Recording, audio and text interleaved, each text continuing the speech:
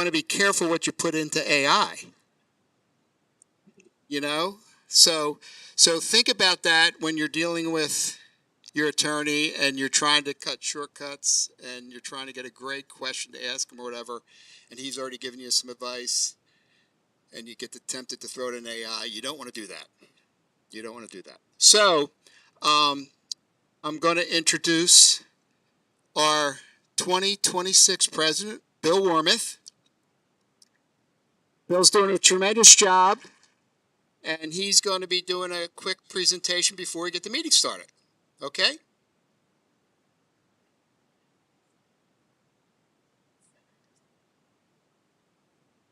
Good morning. This presentation is so heavy I needed a strong young man to help me. This is Chris Caton. He's one of the good guys. We try very hard in our professional setting and in our community to give back in all the places and in all the ways that we possibly can. One of the ways that is the most crucial, we feel, is to help support the attainable housing goals that are in our community and the surrounding counties. We have a number of deserving recipients and groups that do this with a passion that it's almost unimaginable to me. And we have one of the most passionate people in our board that actually carries this mantle. And I am going to ask her to come up because the Greensboro Regional Realtors Foundation would like to give some money away. We will have given this year $30,000 towards attainable housing in Randolph, Rockingham, and Guilford counties. And our very own Sophia Crisp with Housing Consultants Group has been spearheading that process for us in our community. And I don't know when she sleeps, but she is phenomenal. And I will tell you, no one could do a better job than she has. So Sophia, would you mind stepping forward, please?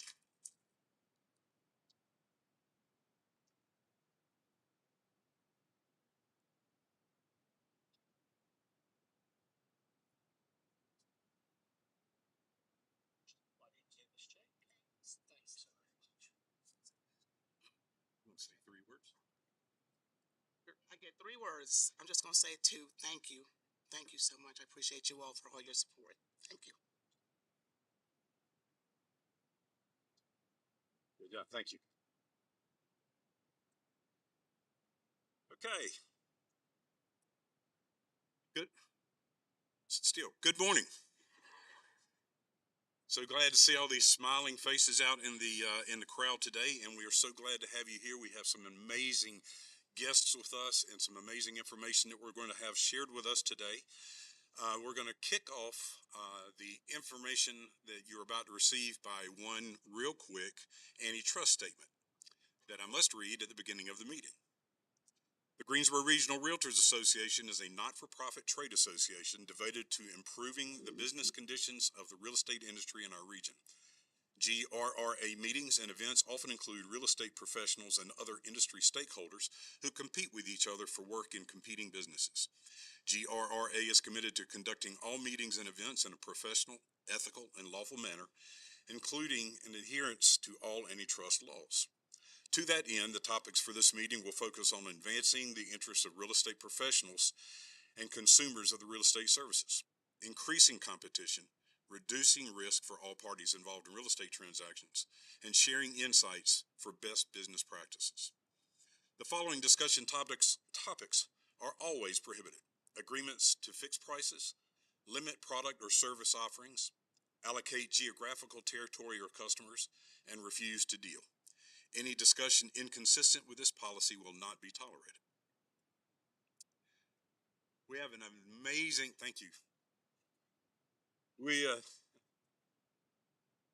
have an amazing agenda for you today, and I'm going to run through a couple of introductions real quick without inviting them up yet, but I do want to first thank today's sponsor, which is his guaranteed rate. And R.J. Meyerhofer and his team are representing guaranteed rate, and they will be doing the drawing later in today's meeting. You must be present to win. Must be present. And I would stay. I think they're giving away, what is it, a car? A condo?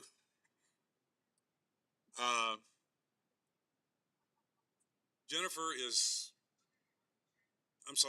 is back here. If you have not given your business card, please raise your hand and she will come to you so we're not interrupting the meeting by giving out cards.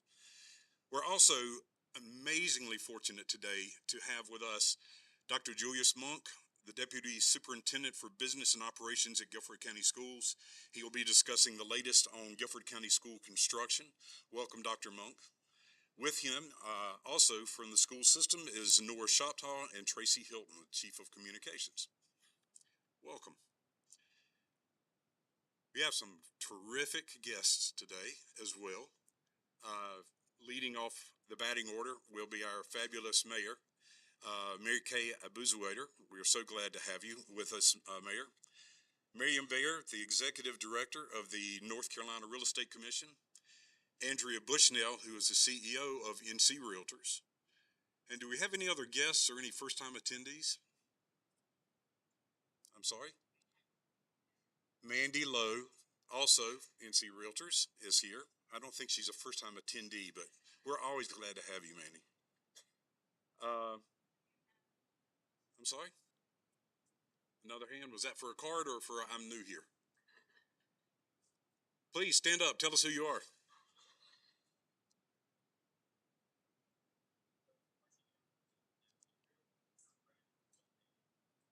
Awesome. See, that didn't hurt at all. Okay. Thank you all for attending, and thank you to our wonderful speakers and guests today. If John Newman, you wouldn't think I could miss John. There he is. John is going to help us with our cares, concerns, and inspirational message and the pledge. John?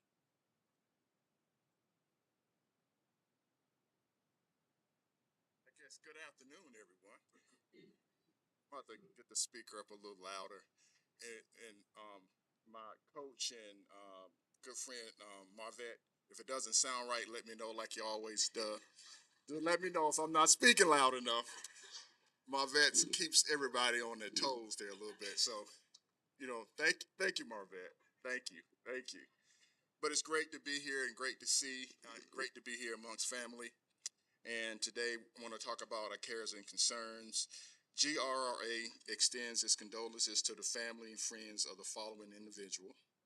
Bob Simpson, he was a 1965 GRRA president and longtime RCA member, passed away on February the 25th. Unfortunately, we didn't get the notification of Bob's passing until March the 5th, which was after our last month's luncheon. So we ask that you would keep this member and his family in your thoughts and prayers. And also a donation will be made in the honor of Mr. Simpson by our Greensboro Regional Realtors Foundation. So just definitely keep them in your thoughts and prayers. An inspirational message. And I'm actually inspired every time I get to have opportunity to get around realtors. So my inspirational message is about realtors. Okay. Every day in real estate, we are trusted with some of the biggest decisions in people's lives. It's not just about buying or selling property. It's about guiding dreams, protecting investments, and helping families move forward. As realtors, we carry a responsibility that goes far beyond transactions.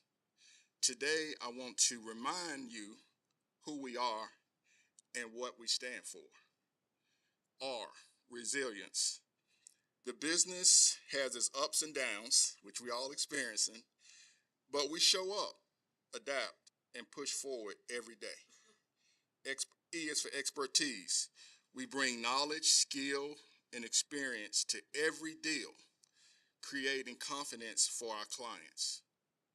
A, accountability. We hold ourselves to the highest standards because our clients trust us with life-changing decisions. Leadership. Each of us leads whether we're in business, our families, or our communities. Trust.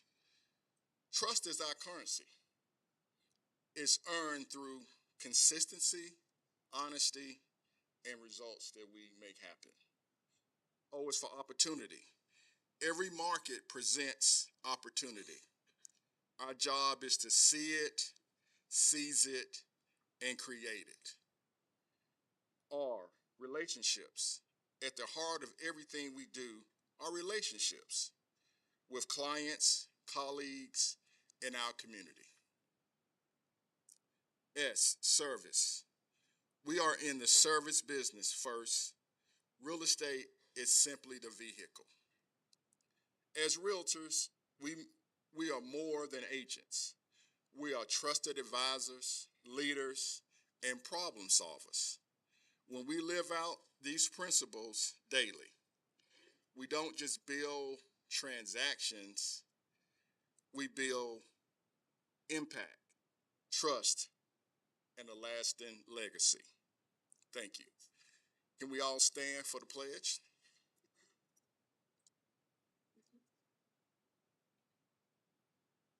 I pledge allegiance to the flag of the United States of America and to the republic for which it stands, one nation, under God, indivisible, with liberty and justice for all.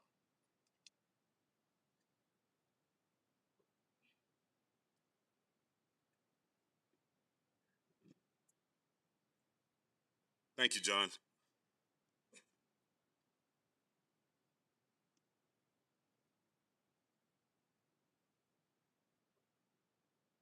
It is my extreme pleasure to invite our esteemed mayor to the podium for a City of Greensboro Fair Housing Proclamation.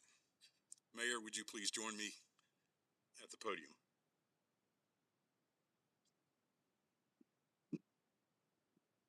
Yes. Need to bring it down some more. Let me know, Marvette.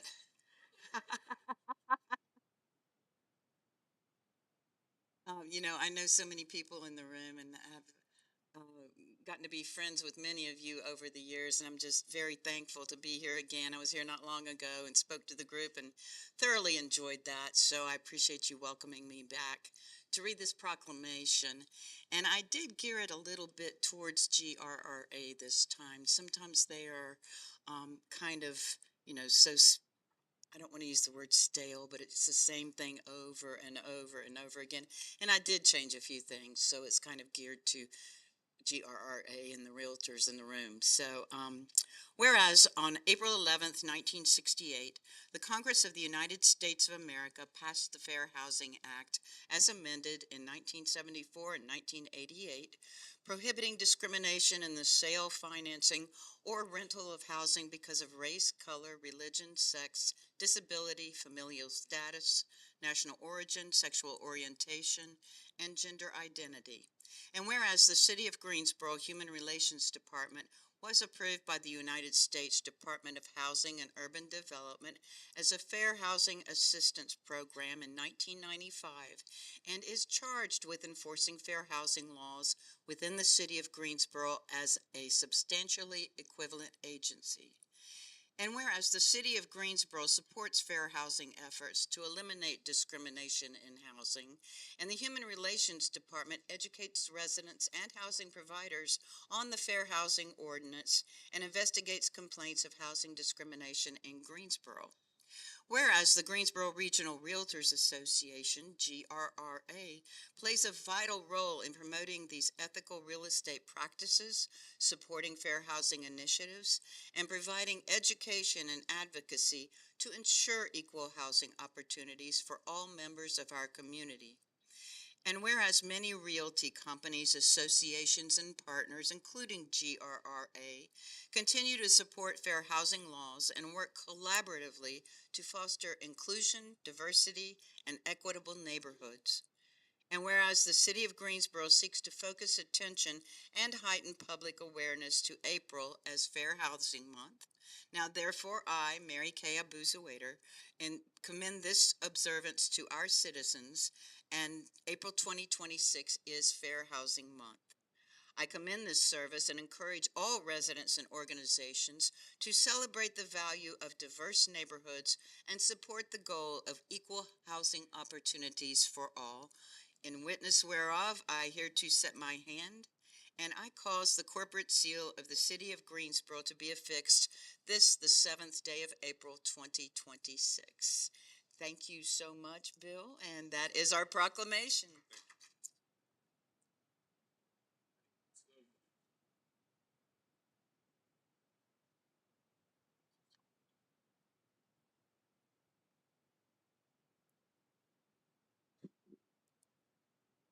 I've never had to raise the microphone before.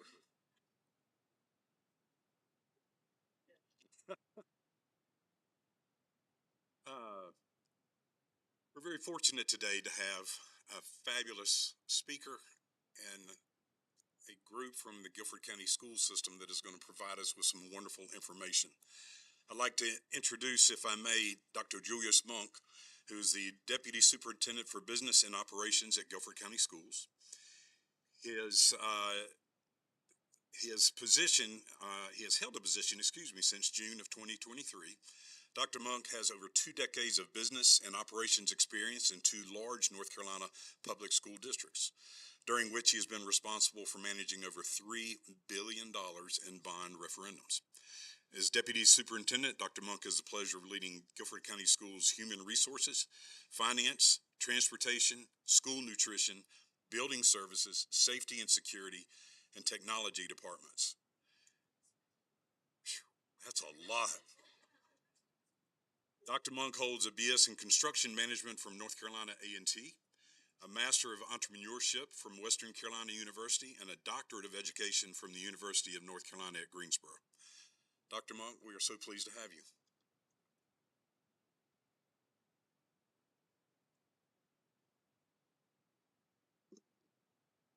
Didn't recognize that guy that he was talking about.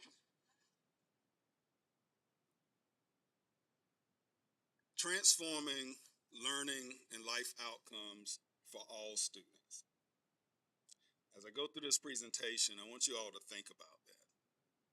Think about what that means to you, and for those of you who have children in Guilford County Schools or in Guilford County, think about what that's going to mean for their future. I am thankful for this opportunity to stand before you today and to share with you how we're focusing on designing student success for every student in Guilford County. Like great buildings, great schools aren't built by chance. They're designed with purpose, intention, and with our students and their futures in mind. Today I'll share how Guilford County Schools is fueling the economic growth in Guilford County through defining excellence and accountability, producing economic benefits, which is evidence of our delivering on what we call the Guilford Guarantee. I'm going to also highlight the construction projects that are modernizing our classrooms. I know that's what y'all really want to hear because we've been hearing all about that. But I'm going to give you some better stuff than that. I'm going to tell you about all the excellent things that we're doing in Guilford County Schools. That's what's going to sell those homes, trust me. But these buildings will serve our community for generations, and that's something that continues to excite me. I started back in Guilford County Schools as an intern back in 2000, and I still enjoy building school buildings. Guilford County Schools is one of the largest employers and economic engines in our region. And the future of our local workforce and our businesses begins in our classrooms. We know that what happens in our schools directly impacts and strengthens the vitality of our community. There's a lot to celebrate in Guilford County. Our students are making a lot of progress, and today we have the best schools, number one in the state of North Carolina. We are also building new partnerships with employers like Toyota, Apple, JetZero, who see the potential in our students and are willing to invest in them, thereby investing in the future of Guilford County. People are noticing what's going on in Guilford County. We are leading and inspiring others. That includes the White House, the U.S. Department of Education, the Governor's Office, members of the General Assembly, international business leaders, and other school districts. They're coming here to learn from us. And it is clear that we are focused on accelerating learning, and that accelerating learning is paying off.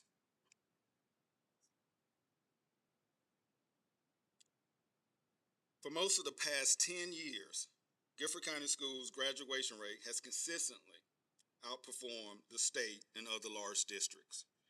We are especially encouraged to see continued improvement among our Black students and our students with disabilities, both groups reaching their highest graduation rate in the district's history. Our goal is not just to improve outcomes, we want to change the conditions which produce them. We are working to remove barriers, so success is not dependent on a student's starting point, their background, or their zip code, but a system that is designed to support them so that they can grow. Now, while we're proud of our graduation rate, that's just a milestone for us. It is an economic driver for us all.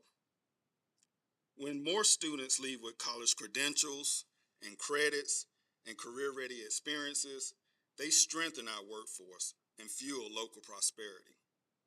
That's why our investments in new schools and programs are so critical. They're not just buildings. They're engines of opportunity for our students and for our community. Look at that handsome guy there. Strong public schools build strong communities. Research shows that great schools can attract businesses and drive job growth. That's why the $2 billion in school bonds our voters approved is so important. Better buildings mean brighter futures, and we are deeply grateful for the community who has entrusted us to deliver these schools to them. In August of 2024, we opened Claxon Elementary to students and staff, and 1 year ago in January, we opened Faust Gaming and Robotics, PEC K-8, and Brook Global Studies. Faust Gaming and Robotics is the first elementary school in the nation, not North Carolina, in the entire nation, to offer gaming and robotics as part of the core curriculum. This past August, we opened the new Peeler Hampton Visual and Performing Arts Elementary School, as well as Kaiser Middle School. Now we have Sternberger, Allen J., and Sumner Elementaries under construction, with several other projects that are in the design and procurement process. Now, these accomplishments have not been without significant challenges. As I'm sure most of you are aware, material prices continue to rise year over year. And according to the associate builders and contractors, non-residential material costs are up 3.8% between September of 2024 and September of 2025. The Brent crude oil trading price has risen from an average of $68 per barrel in September of 2025 to a high of $99 a barrel just last month. This will likely have an effect on both construction and professional service costs, since it is used to make mostly gasoline and diesel products. We also have petroleum-based products such as asphalt, vinyl flooring, and paints that are produced from crude oil, who has also risen from about $63 per barrel to $95 per barrel last month. Now, while these oil prices fluctuate daily, this just gives you an example of the level of uncertainty that we're all dealing with, as these external factors beyond our control impact what we're trying to do here in Guilford County. But there's good news. Here you see a site that's been graded out, but what I see is a place where our new Montessori is going to be. And it's going to be a pre-K through 5th grade Montessori classroom. Now, the estimated occupancy is for August of 2027. We're in the procurement phase of this project right now. So as you all know, weather delays, material delays, all of those things can impact occupancy dates, but those are the dates that we're shooting for. At Sternberger Elementary School, we're actually a little bit further along than this picture is showing. We also are digging footings out there, starting to put some rebar in the ground so that we can pour concrete. It also has an estimated occupancy date of 2027. At Sumner Elementary School, you can see he's out there tamping that substrate and getting it ready to receive a concrete slab. And at Allen J Elementary, there is a concrete slab. And we're going to start to put walls up at that site here soon. The old Lindley Elementary School, maybe lots of feelings about that, I get it. But that project has been demolished and we're going through the procurement process for that school as well, and you'll start to see it come out the ground in the months ahead. And then the Swan 612 Visual and Performing Arts School. You can't see it much from the outside, but we're doing selective demolition inside the building, removing hazardous materials, and getting that project ready to begin as well soon. Now, what's important is while there are some projects that we're going to be able to rebuild, a critical component of the bond program is a deferred capital. This is funding that we're going to be able to use at all schools to replace roofs, HVAC, fire alarm system, to do security upgrades to vestibules, cameras, those types of things. Of the $500 million that we've allocated to go towards capital funding, thus far we received about $223 million of that, and you can see projects ongoing throughout our district. Anytime that you want to know what's going on, you can invite me back here, feed me lunch, and I will tell you. Your other option is to visit www.gcsnc.com/bond, and you can get both the progress for our comprehensive projects as well as our deferred capital. We also do what's called the Beyond the Bond video that you can see on our YouTube page, and that'll give you a direct insight into the construction that is ongoing. These are challenging economic times, and as such, we had to consolidate. Some of the new construction projects that we have with our schools consolidate, which means we had to close some schools, combine them together to be in some of these new facilities. But we also did that with our administrative buildings. So last year we began consolidating 5 of our central office buildings into 2 locations. We're now located at the Green Valley Administrative Building, as well as the Community Education Center, which is on Florida Street. That allows us to surplus some of our downtown properties. So any of you that are looking to do some commercial real estate, please come see me after this. And those 3 properties are our Eugene Street, our Market Street, and Washington Street properties. This consolidation makes us more efficient and able to operate more cost effectively. Now, that's a lot of information about our building program. But our schools are more than buildings. They're a foundation for opportunity. Yet, we know that buildings alone don't guarantee success. What truly matters is what happens inside those buildings every day. That's why we're making a promise, and you're hearing it here first, that every student will graduate with more than a diploma, because graduation for us and for them is just the beginning. Across our country, we have the same urgent question. What is K-12 education doing to solve the workforce shortage? Earlier this fall, a large leadership team from Jet Zero met with us at Andrews High School in High Point to discuss an aviation and talent pipeline program there. Around that same time, we also met with Thomas Built Buses because they wanted to engage our students in internships at their factories. Public education must be a central part of the solution. And in Guilford County, we see this as an opportunity to transform the learning and life outcomes of our students. But delivering on that promise requires more than isolated programs and partnership. It requires alignment, from classrooms to college campuses to career pathways to you all. When our systems are intentionally connected, we can expand access, scale opportunity, and ensure students are prepared not just to graduate, but to thrive. We can remove barriers and work in partnership to ensure that every Guilford County student has a meaningful pathway forward. So we're making a promise. It's called the Guilford Guarantee. Every student, not just a few, can graduate with at least a semester's worth of college, industry-recognized credential, or a meaningful workplace experience, like an internship, apprenticeship, job shadowing. It's not about raising the bar for some of our students. It's about raising the ceiling for all of our students. And it means that our students will leave us with a plan and real options for their future.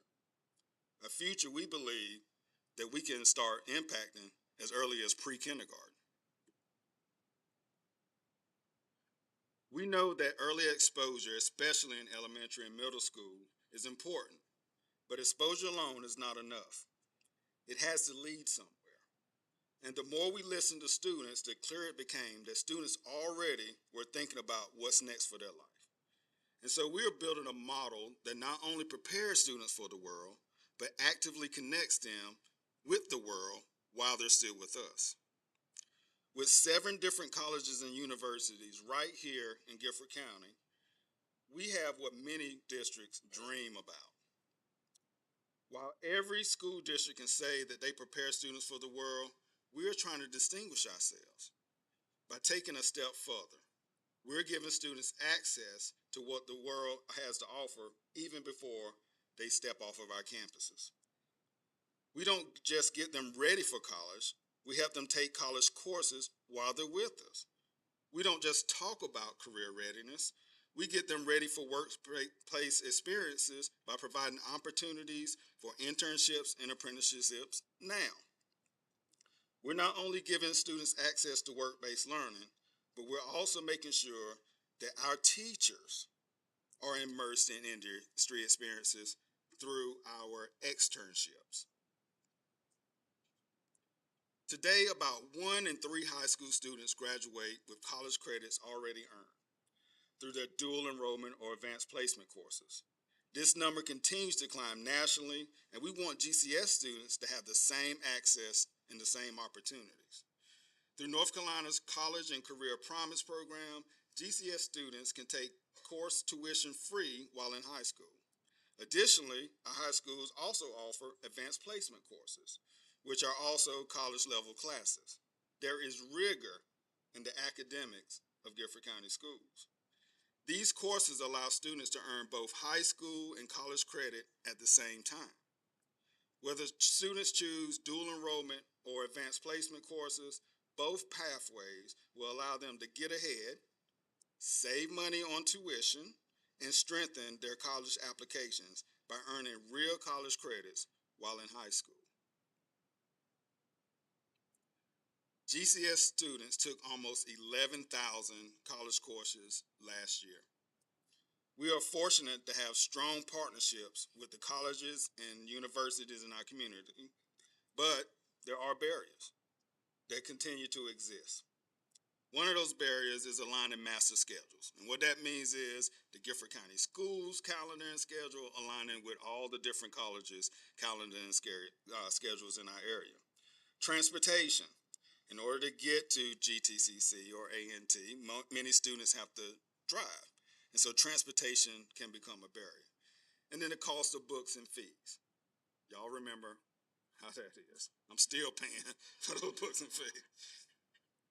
But an example of how we're actively engaged in removing those barriers is our pilot partnership with the Greensboro Transit Authority as well as the High Point Transit Authority, so that we can provide shuttles from our GCS campuses to college campuses so that our students don't have to provide their own transportation.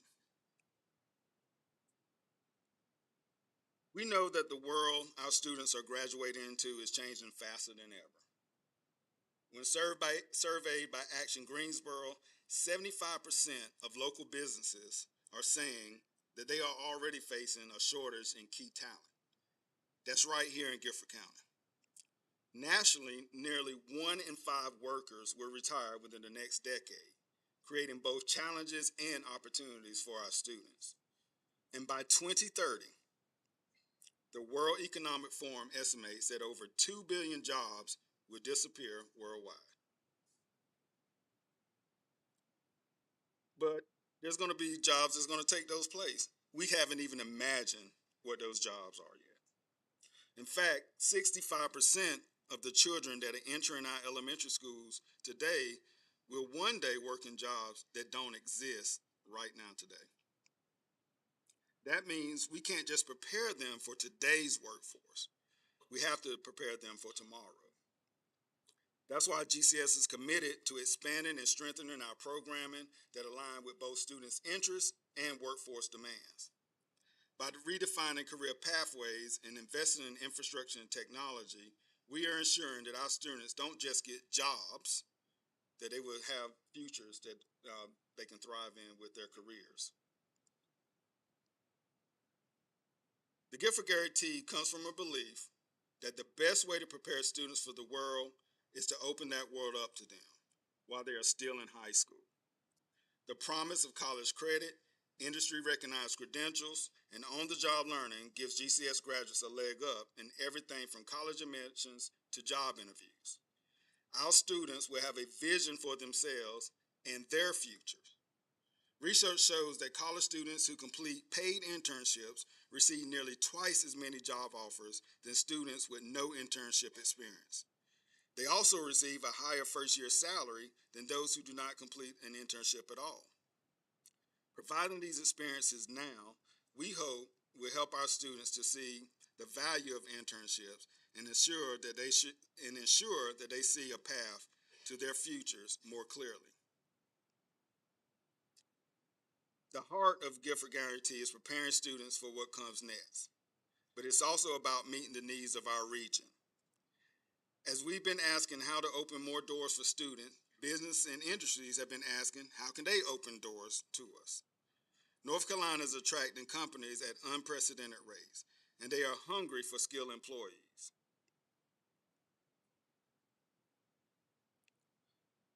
With the Guilford Guarantee, we will meet those workforce demands.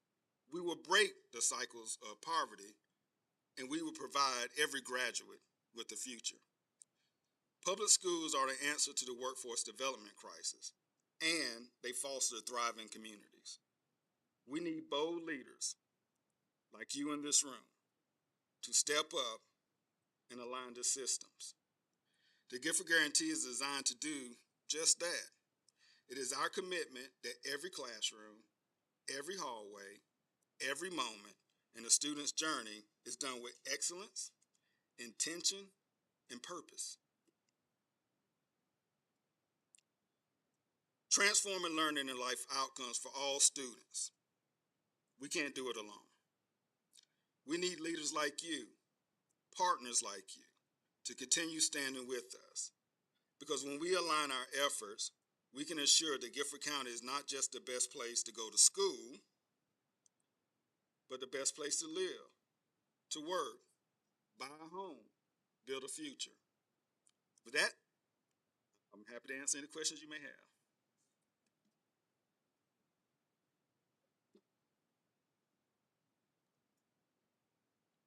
First of all, I could hear you do that all day. We've got time for 2 questions. Yes, ma'am.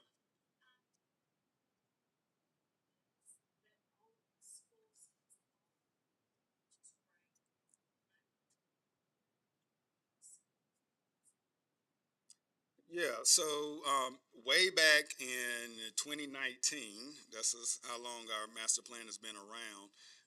Those were the schools that were in worst condition, the absolute worst condition. As a matter of fact, about half of our student population is actually in elementary schools because of the number of grade levels that we have. The plan was to do more middle and high schools, but because of where we landed with the rank order of the conditions of the school, as well as the $2 billion not going as far as we had hoped because of inflation and all the things that I talked about earlier, we had to scale that back some.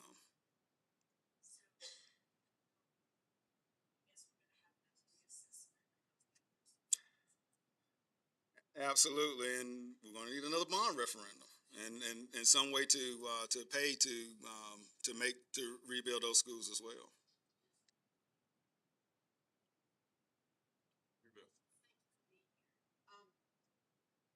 What are we planning on doing, or is there going to be enough cushion built in for the road to 10,000, the new 10,000 doors to accommodate all the influx of students, and can we expect any redistricting?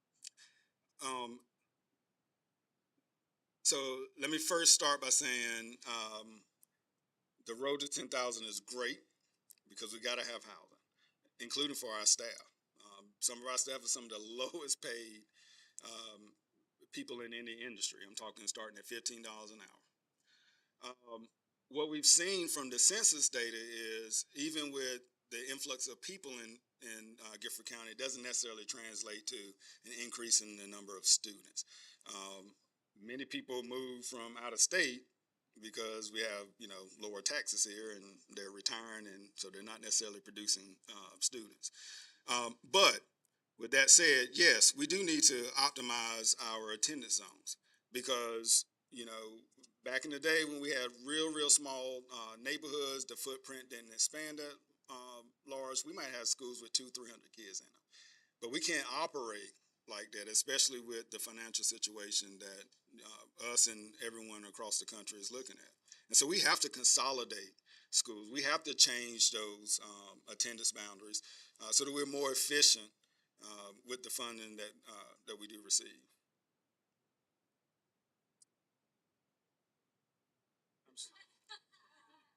I'll make everybody a deal. How about we have Dr. Monk come back again?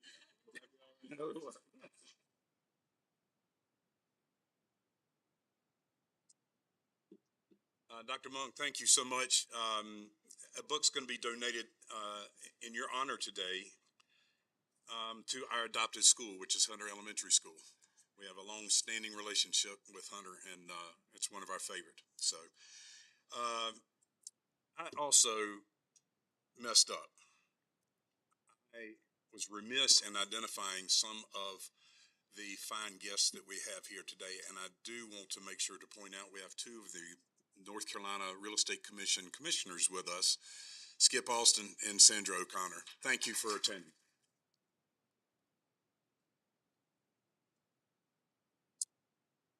Mary Beth, the podium has missed you.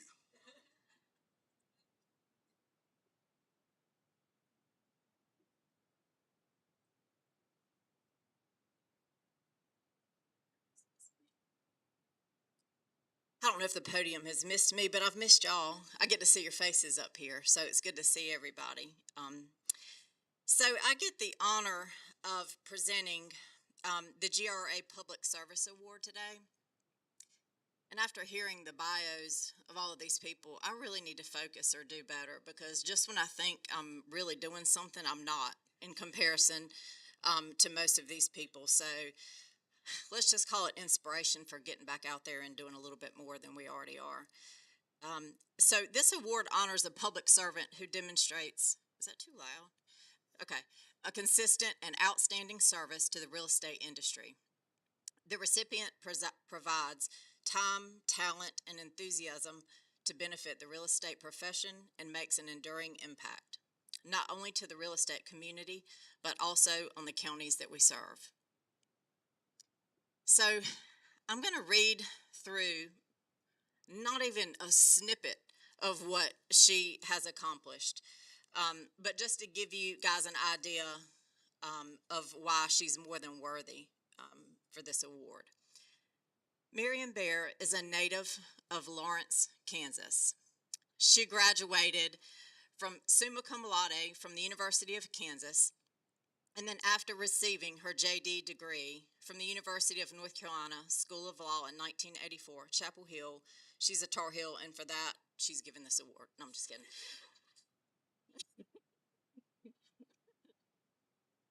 And period.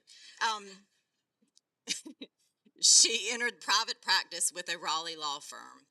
Bear joined the North Carolina Real Estate Commission in 1987 as its first examination coordinator.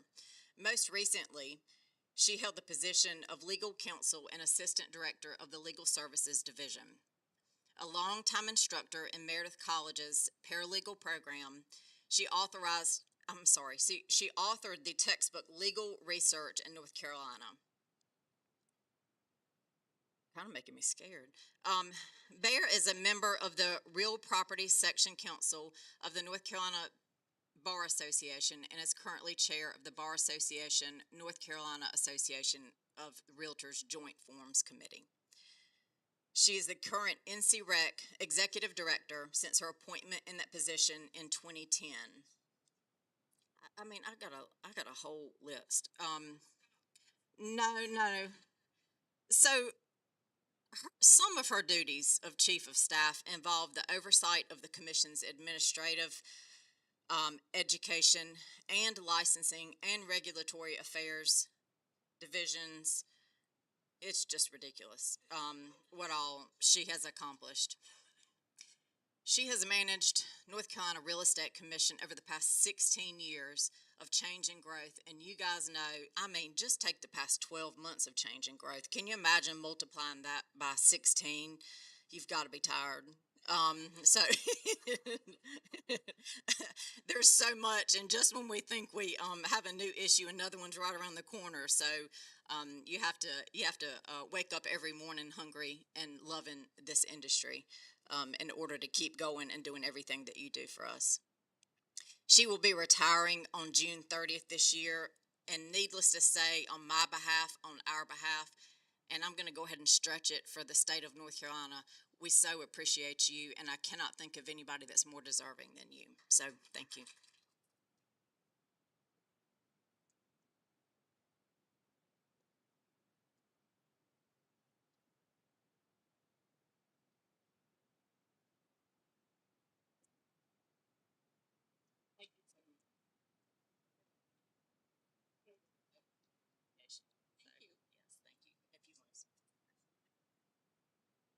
Wow.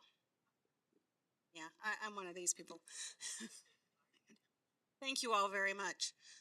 I wasn't expecting that, and you know, I'm a crier, so a little bit of tears here and there, but I thank you very much. It has been my honor and my pleasure to be the director of the Real Estate Commission. I have had my entire adult career, except for 3 years in the private practice of law.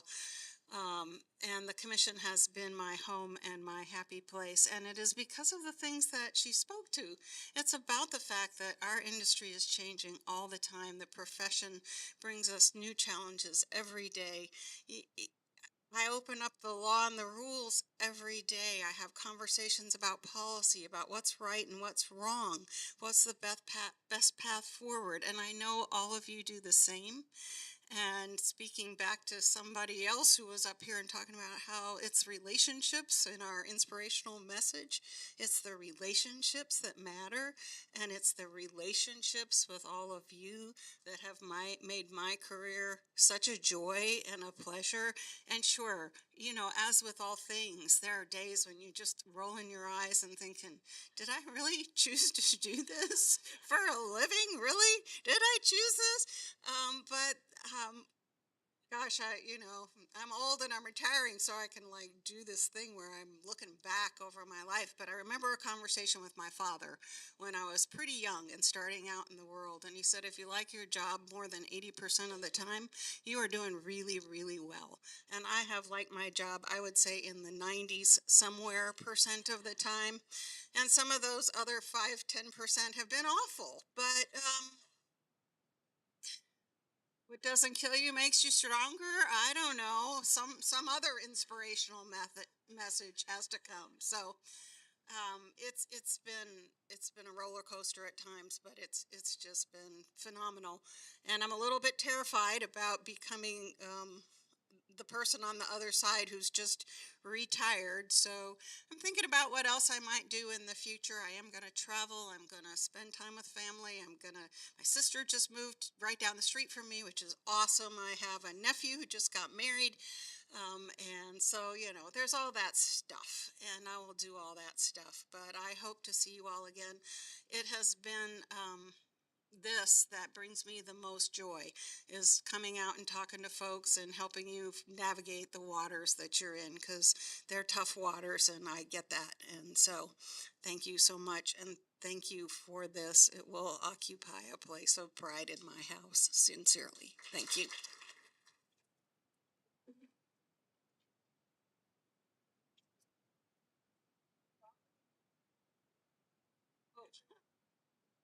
Sorry, I missed my moment. Yeah. That's going to be in my office if you don't take it. Thank you so much. Thank you. There are a lot of us that are teary-eyed now, but most of it's because you're leaving. So, retiring. Okay. Mr. Meyerhofer, we are incredibly fortunate to have a fabulous list of sponsors, which we would love to see grow. But one of our favorite is RJ and his fantastic team and rate. And RJ, I'm going to turn this over to you. I want to win the car. All right, well, good afternoon, everybody. Team and I are very happy to be here with you today, and we're going to start with some good news. I am not going to force you to sit there and listen to another mortgage lender talk about mortgage rates, loan products, and how great we are. So I think we're going to focus more on a topic that I think is really relevant in today's market, and that would be the number one reason that real estate transactions fall apart. So I just want to take a few minutes and dive into that. It is not mortgage rates. It is not inspections. It is the financing. So with a show of hands, like how many people in this room have ever had a real estate transaction completely fall apart because of the buyer's financing? A lot of you. All right. Well, let's talk about why that happens and how to prevent it. But let's clear something up first. There's two types of mortgage pre-approvals. One will get you under contract, and the other will get you to the closing table. Even today in 2026, there is just a big disconnect between what some people refer to as a pre-approval versus what it actually is. And let me be clear on one thing that it is not. A mortgage application and a credit check is not a pre-approval, okay? Now, there's still a ton of lenders out there that will absolutely send you a pre-approval letter for your buyer and say they're good to go based on that information alone, just the application and the credit check. And here's the problem with that. What a buyer says doesn't always match what the documentation supports, right? That's and the biggest, I think the biggest piece is the income part of it, and I don't think that the client is intentionally misleading anybody. I just think that what they think counts really doesn't. Okay, so income is the biggest problem because a buyer doesn't know that their bonus income, overtime, commission, we can't even use that unless you've got a 2-year history of it. And the other part of it, and this is the most annoying thing that I deal with on a daily basis with mortgage loans, variable income. If you don't work a solid 40 hours a week every week, then the lender says you have variable income. They're going to average your income for the last 2 years, and that number, in most cases, is going to be lower than what you're actually currently making. So that definitely can impact the approval. I mean, none of that. I mean, how are you going to know any of that with just an application? because that's not there. The other piece is assets. In mortgage lending, I mean, you guys know this. Cash is not king. We need a paper trail. So with what we do, every dollar has to be accounted for. And so that's earnest money, due diligence, down payment, closing cost, all of it. And we have to know where these funds come from. You know, are they your funds? Are they liquid? Are you borrowing money? I mean, are they gift funds? Again, none of that is on an application on a surface level. So what I'm going to say to you is this: a true pre-approval is all of that information that I just mentioned verified. Okay? The income has been thoroughly verified, the assets thoroughly verified, and any issues, and what I would say is if there's anything quirky, funky with your buyer, that's addressed and dealt with up front before you ever get the pre-approval letter, before they ever make the offer. That's just how my team and I have done it the whole entire time. We value your time. We value our time. There's probably nobody in this room that hates surprises more than me.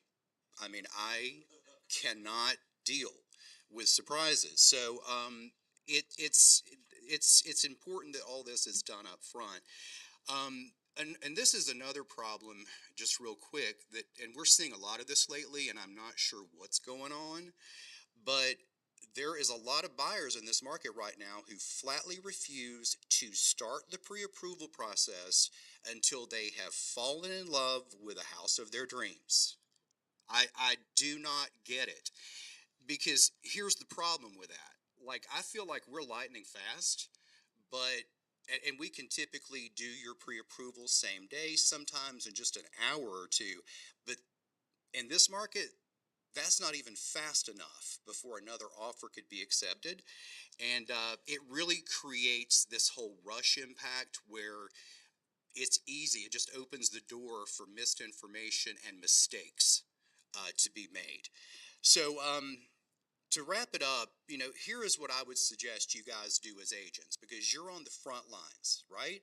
You are dealing directly with a lender. We would love to be your lender on every deal, but we know how this business works. That's not always practical. And sometimes you're stuck with a lender that you don't know, or that you're not confident in. So what I think you should probably do is you definitely need to have that communication with the lender, and there's a better question to ask. So instead of, you know, asking the question, is my buyer pre-approved? I think the better question would be, have the income and the assets been verified, or is this just based off an application and a credit check? You need to know, because if the answer that you're getting to that question is not clear and confident, your buyer's not really fully pre-approved. Okay? And finally, I would just say this isn't, you know, just about the mortgage process. And it's not about just getting the loan approved. You know, it's about protecting your buyer. It's about protecting your reputation, your income, all of that. And at the end of the day, none of us can control this market any more than we can control mortgage rates. But the one thing that we can control is how strong the financing piece of it is. And that is something that we can all accomplish together. Thank you. Okay. Wow, I actually pulled that off. Okay. All right, before I wrap up, if I can bring up Jeff and Jennifer, we actually did go into the prize closet this morning and brought some cool door prizes. So you guys want to come up and take care of that? See, you guys get to do the fun stuff. All right. Absolutely. One hop. Oh, who normally draws these? Can we draw them? I don't want to get accused of favoritism. I'm let you draw. Let's draw. Our first winner is Jessica Kerrigan. Where is Jessica? Okay, you guys will take it for her. We'll get that to you. What is that? An Amazon, showing an Amazon gift card. Okay, second prize. Mix them up. Okay. You do? Is that the rule? Oh, okay. Well, Kathy Haynes, she's still here. Here. Oh, he's giving her something else. Okay. I don't want to draw. Mix it up good. Mix it up good. Kathy wants something else. Colleen Long. Is Colleen here? Awesome. We gave away some a cordless mic for social media and a tripod, I think. What's the other thing? All right, so to get back to the Amazon gift card, Jeff. Apparently to be present. Someone from K1. Vanessa Joyce. Vanessa here? Where's she? Oh, okay, awesome. Thank you guys so much. Thanks, Bill.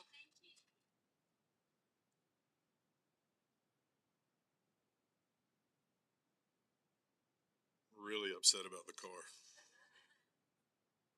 Okay, we're going to have real quick committee announcements. And before we do that, normally I end up doing important dates and that sort of thing at the end of this. However, we have such a fantastic GRRA website that all these dates will be found on the website. And so I'm going to go ahead and refer you to look at those. But first, RCSC, if LaShonda will come up.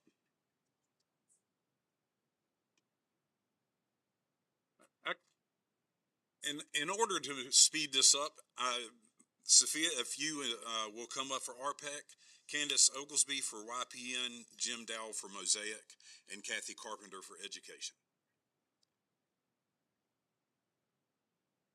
Hello, everyone. I'm LaShonda Valines, the chair of the RCSC committee. We just wanted to thank everyone who came out to the fundraiser and helped us out and had a good time. We wanted to thank some of our sponsors that we didn't thank that night.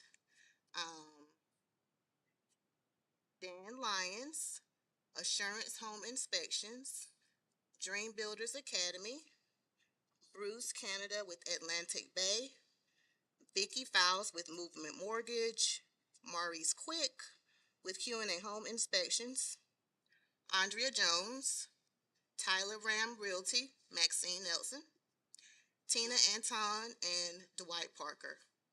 And also Jen Dixon and the Triad Call It Close team for sponsoring the TV. So thank y'all so much. Now, our upcoming events are May 2nd at 8 a.m. Mitchell Street Park Cleanup if y'all want to join us. We're also going to be doing Teacher Appreciation Breakfast in May, and we'll be accepting canned good donations throughout June for Out of the Garden. Thank y'all.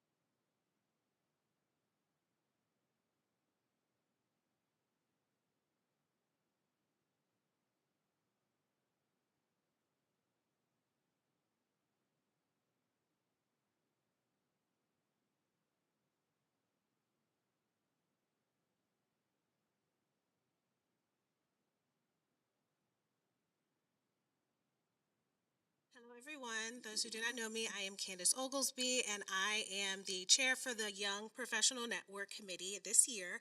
We're excited to invite you to our very first event. It's called the Spring Fling and Sing, so come karaoke. All the young people, all the young at heart people, all the people. It's next week, next Thursday. We're going to do it at Odin Brewing Company on Westgate City, and we're very excited. So there will be prizes, there will be good company, and healthy competition. So come on out next week. So when you go back to your offices, tell people to also sing when you talk about RPAC and all that stuff. So come on out next week. Thank you.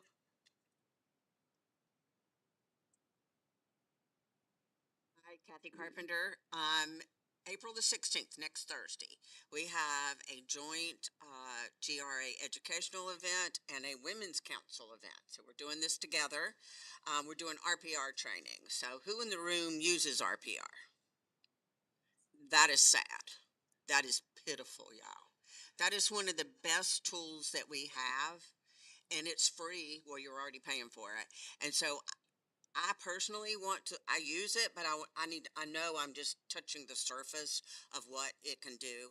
So everybody here needs to show up, bring your laptop, and get registered for primarily because the Women's Council is going to give you food.